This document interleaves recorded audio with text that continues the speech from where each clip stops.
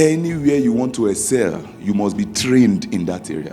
One word I learned from my mentor, Bishop David Oyedepo, he said, it is training that make trash treasure. Training will always make anyone you call trash treasure. I once was called a trash when I was in grade 3 by my teachers, but undergoing training has made that trash to become treasure.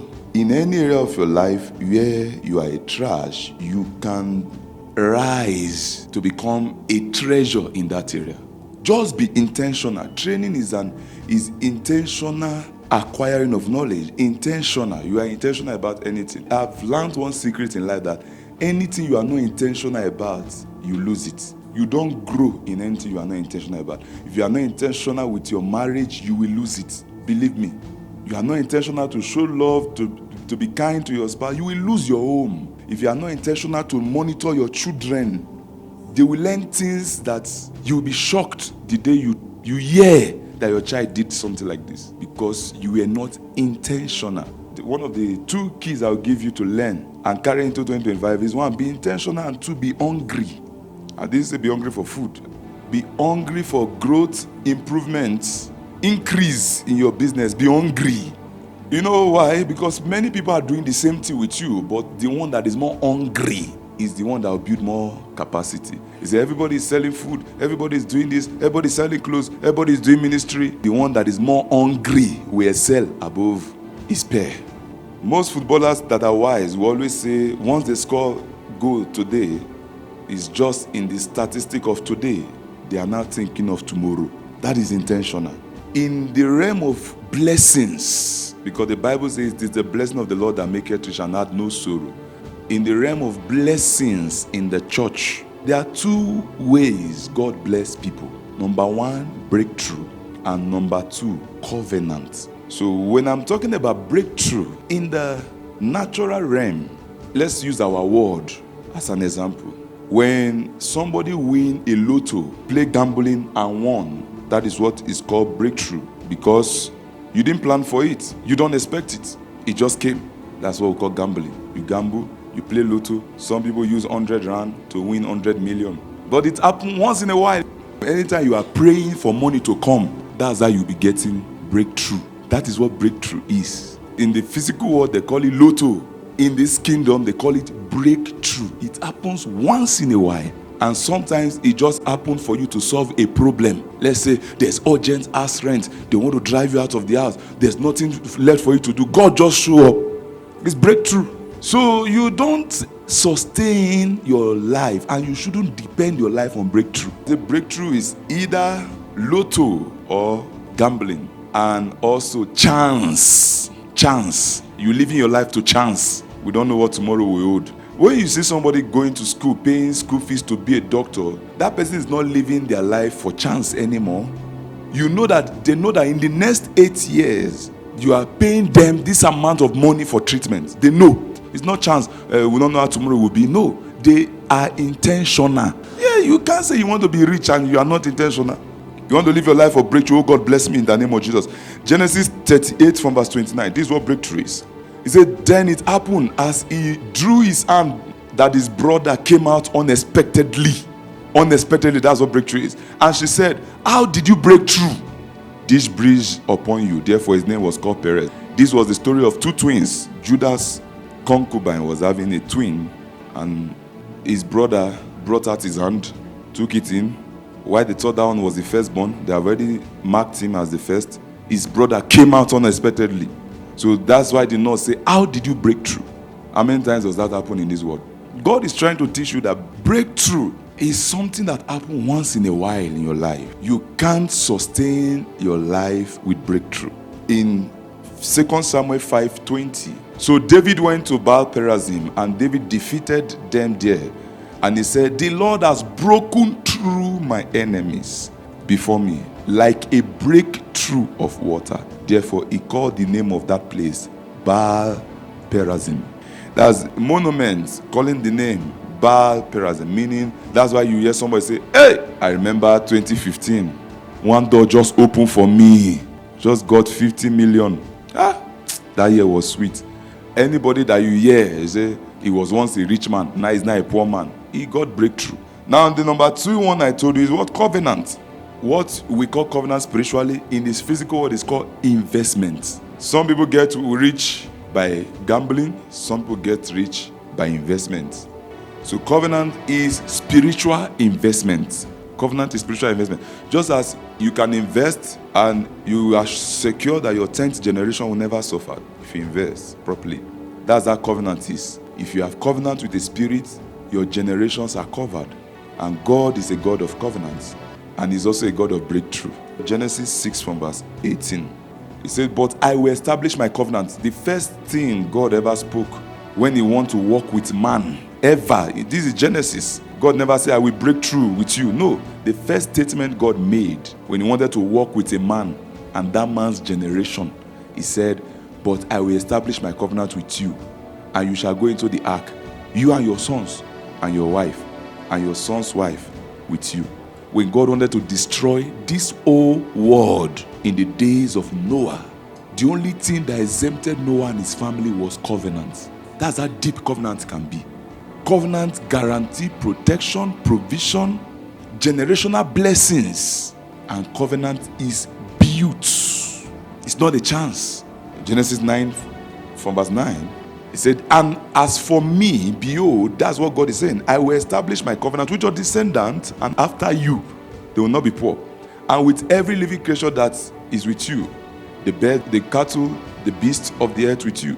Of all that go out of the ark, every beast of the earth, I will establish my covenant with you. Never again shall all flesh be cut off by the water of the flood. You see, God can say, I'm having a covenant with you. Never again will they trace poverty in your family. Yes, that's how covenant is important. Don't pray and also for breakthrough. If people will take the amount of time they pray for breakthrough to put that same strength in sowing to have a covenant with God, many Christians will not be poor again. They are praying what they should invest. Oh God, give me breakthrough. Oh God, give me breakthrough. Listen, a job is a breakthrough. Oh, God just opened a door for me. They signed a contract for me. It's a breakthrough. Many testimonies we receive here. Testimonies are breakthroughs. Testimonies are not as a result of covenant. Covenant people cannot share testimonies. Too many. Where do you want to start from? Most times you can hear somebody that even share a breakthrough in church. They, oh, God just gave me a job. The next 3 months again, that person is sad again.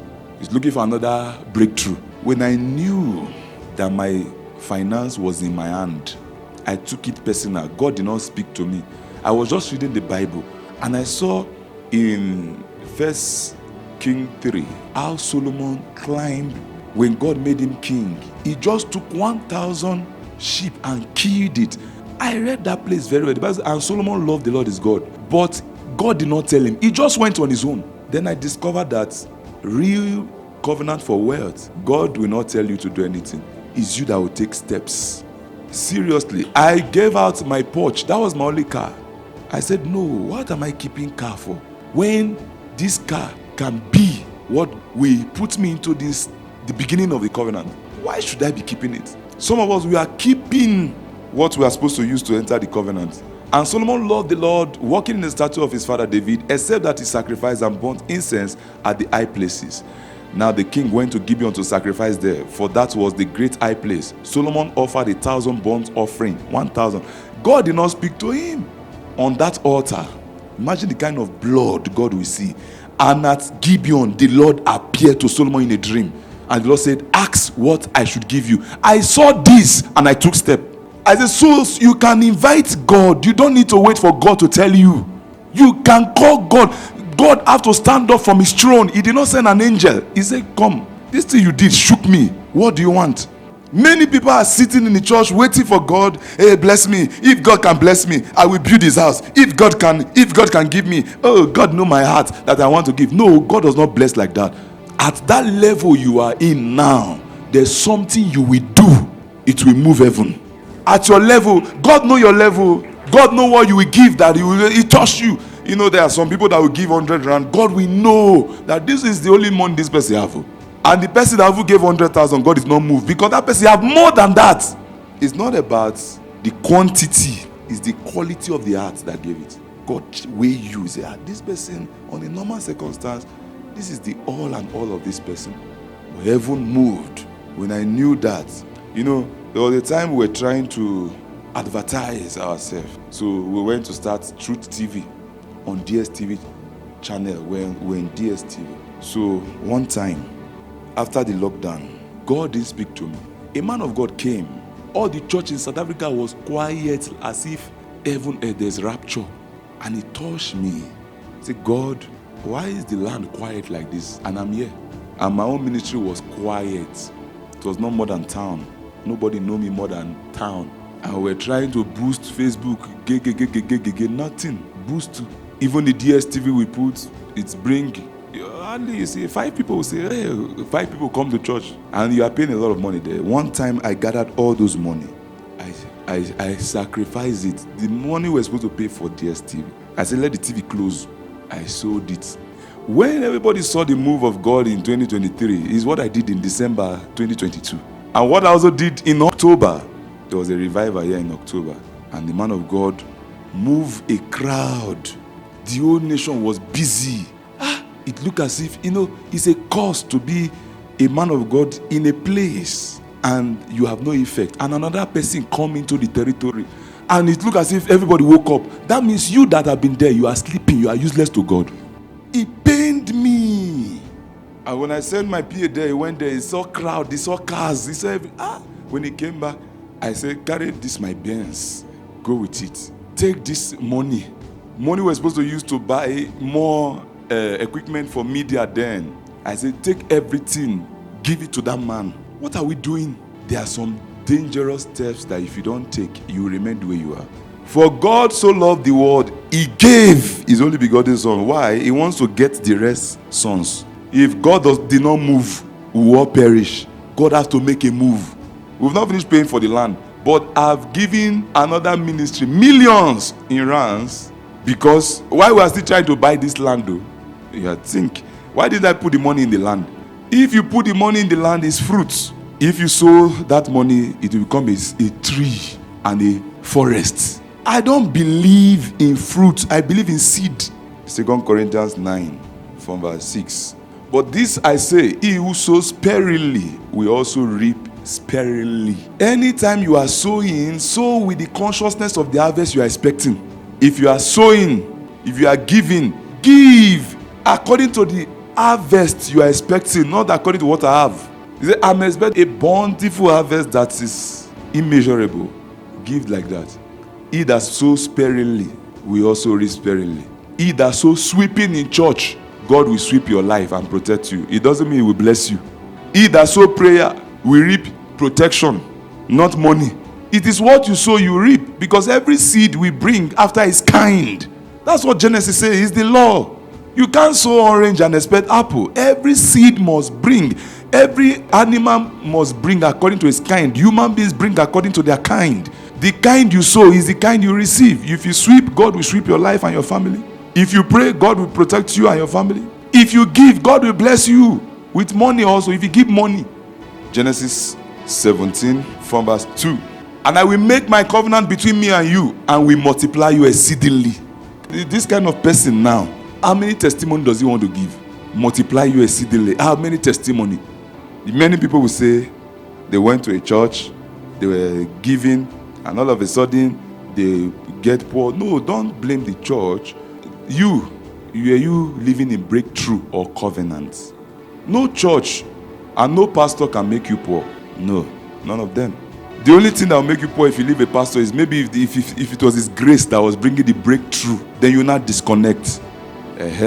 But if you under a grace of a pastor, build your own covenant with God. Anywhere you go, you will still be flourishing. It's simple. When you were young, you were living with your parents. You were sheltering in their house. They train you in school. Then you started working.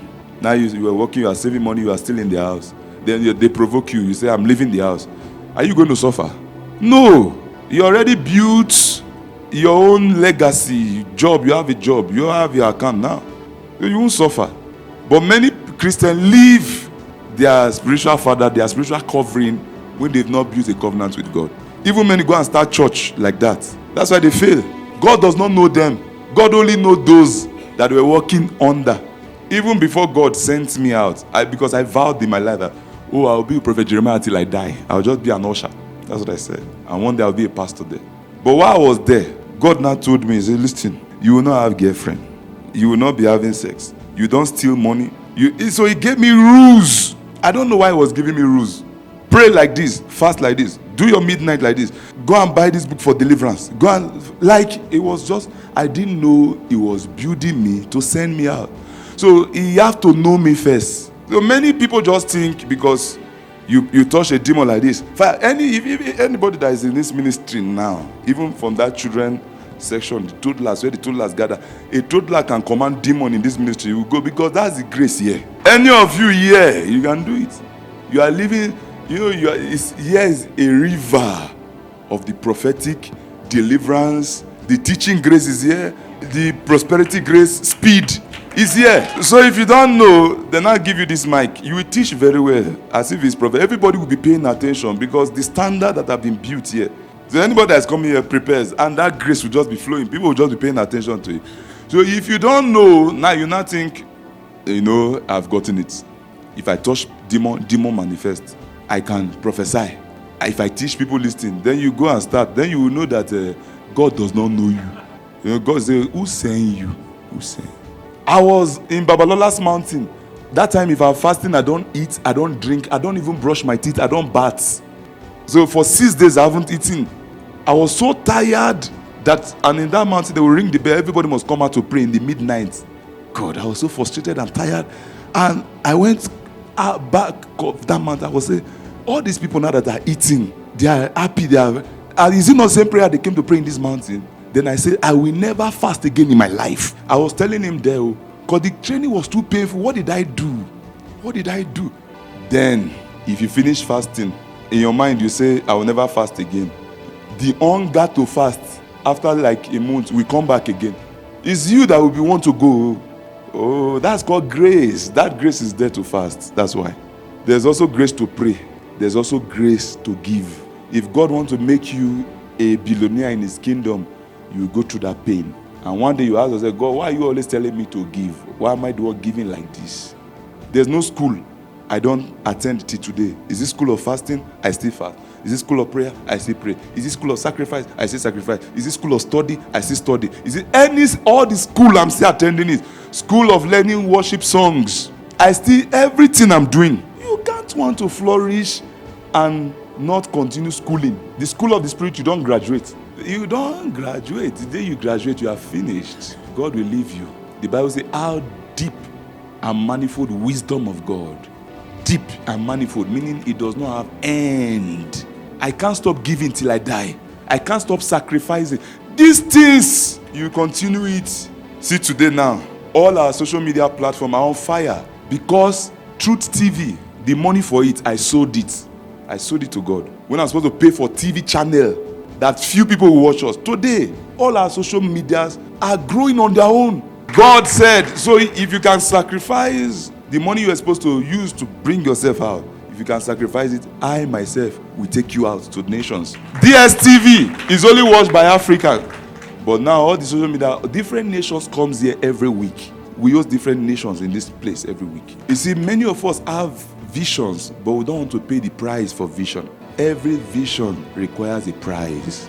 There's no vision God show you that there's no price to pay for it.